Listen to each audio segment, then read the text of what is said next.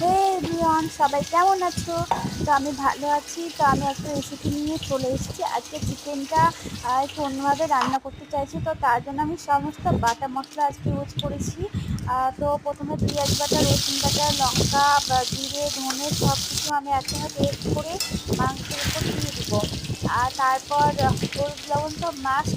আর আমি এখানে কোনো শুকনো লঙ্কার গুঁড়ো ব্যবহার করছি না, যেহেতু শুকনো লঙ্কাটাই আমি পেস্ট করে দিয়েছি।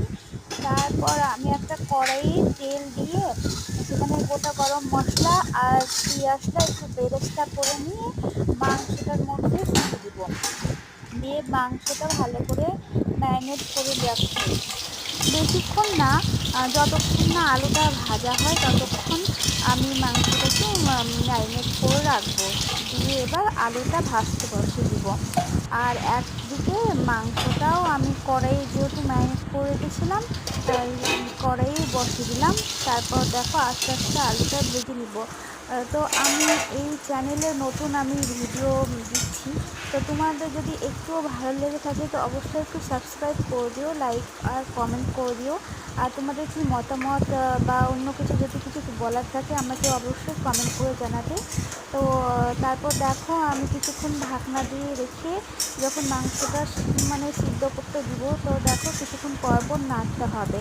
তো আমি ঢাকনাটা উঠিয়ে একটু গোটা রসুনও দিয়ে দিলাম, যেহেতু রসুনটা আমার খেতে ভালোই লাগে।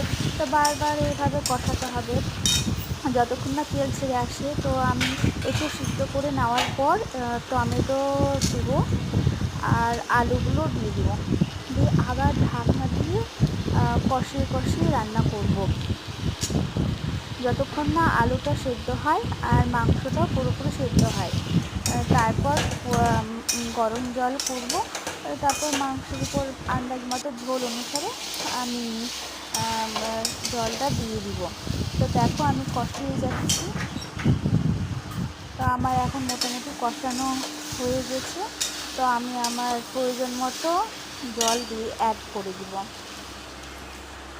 দিয়ে তারপর কিছুক্ষণ তারপর কিছুক্ষণ ফুটে উঠলে মাংসের উপর আমি এলাচ বেটে রেখেছিলাম দুটো, সেটা ছড়িয়ে নামিয়ে দিব। আর হ্যাঁ, আমি একটু কসুরি মেথিও দিয়েছিলাম, সেটা দেখাতে ভুলে গেছিলাম। তো বাই বাই।